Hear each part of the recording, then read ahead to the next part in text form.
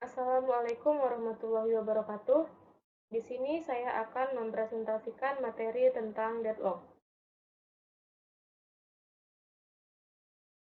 Sebelumnya, saya akan memperkenalkan diri saya terlebih dahulu. Nama saya Aulia Zahra, NPM 19110148, kelas TIP 1905, mata kuliah Sistem Operasi dengan Bapak dosen Abdul Sani Sendiring MKom. Pertama, saya akan menjelaskan tentang pengertian deadlock. Deadlock adalah suatu kondisi di mana dua proses atau lebih saling menunggu proses yang lain untuk melepaskan resource yang dipakai. Karena beberapa proses itu saling menunggu, maka tidak terjadi kemajuan dalam kerja proses-proses tersebut. Deadlock terjadi karena sekumpulan proses yang diblok, di mana setiap proses membawa sebuah sumber daya dan menunggu mendapatkan sumber daya yang di bawah. Nah, berikut ini adalah ilustrasi gambar dari deadlock. Nah, selanjutnya di sini ada kondisi penyebab terjadinya deadlock, yaitu yang pertama ada mutual exclusion. Adalah hanya satu proses pada satu waktu yang dapat menggunakan sumber daya.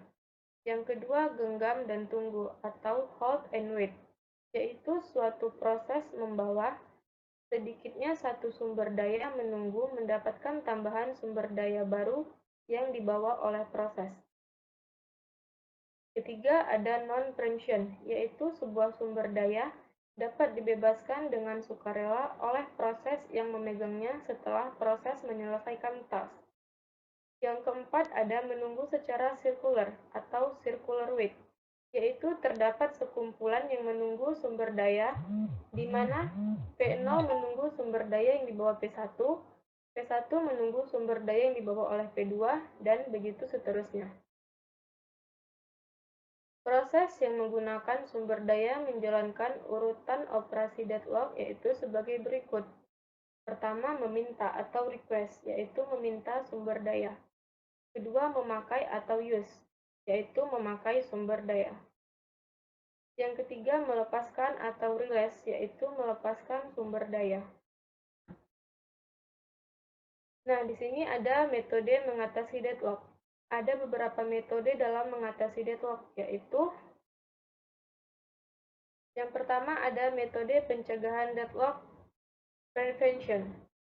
A. Meniadakan mutual exclusion, yaitu melakukan spooling perangkat-perangkat yang harus didedikasikan ke suatu proses. Dengan spooling, permintaan-permintaan diantrikan di hard disk.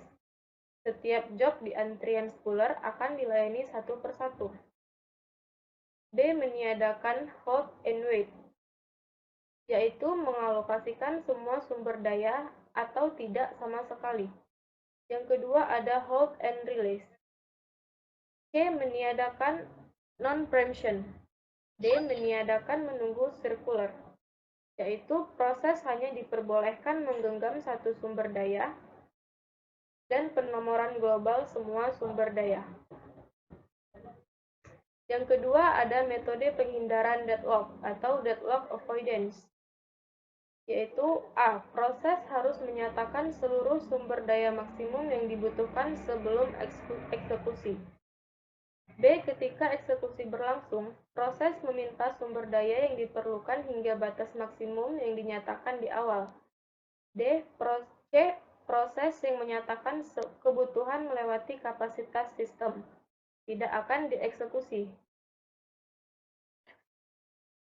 Yang ketiga ada metode deteksi atau deadlock detection. Untuk mengetahui ada atau tidaknya deadlock dalam suatu graf, dapat dilihat dari perputaran dan resource yang dimilikinya, yaitu 1. Jika tidak ada perputaran berarti tidak deadlock. 2. Jika ada perputaran, ada potensi terjadinya deadlock. 3. Resource dengan instan tunggal dan perputaran mengakibatkan deadlock. Nah, di sini ada cara penanganan deadlock.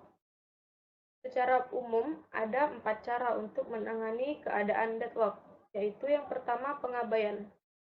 Maksud pengabaian di sini adalah sistem mengabaikan terjadinya deadlock dan pura-pura tidak tahu kalau deadlock ini terjadi. Nah, dalam penanganan ini dikenal dengan istilah ostrich algorithm. Pelaksanaan algoritma ini adalah sistem tidak mendeteksi adanya deadlock dan secara otomatis mematikan proses atau program yang mengalami deadlock.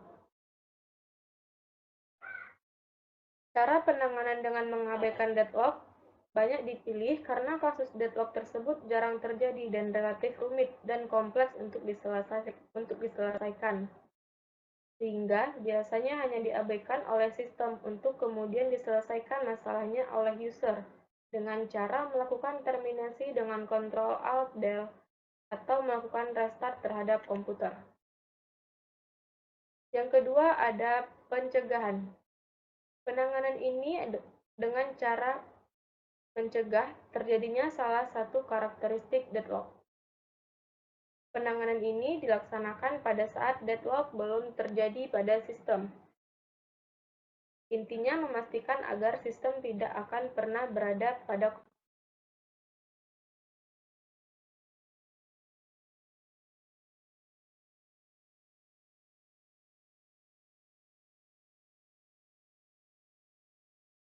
adalah bahwa antara pencegahan dan penghindaran adalah dua hal yang berbeda. Pencegahan lebih kepada mencegah salah satu dari empat karakteristik deadlock terjadi, sehingga deadlock pun tidak terjadi. Sedangkan penghindaran adalah memprediksi apakah tindakan yang diambil sistem dalam kaitannya dengan permintaan proses akan sumber daya dapat mengakibatkan terjadinya deadlock.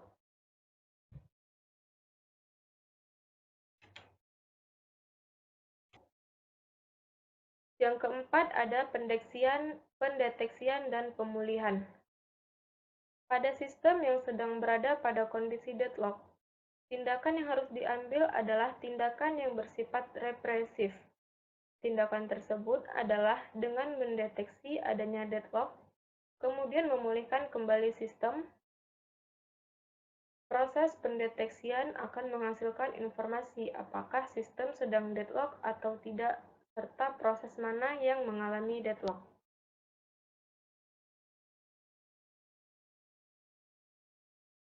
Itu saja penjelasan dari saya. Terima kasih. Assalamualaikum warahmatullahi wabarakatuh.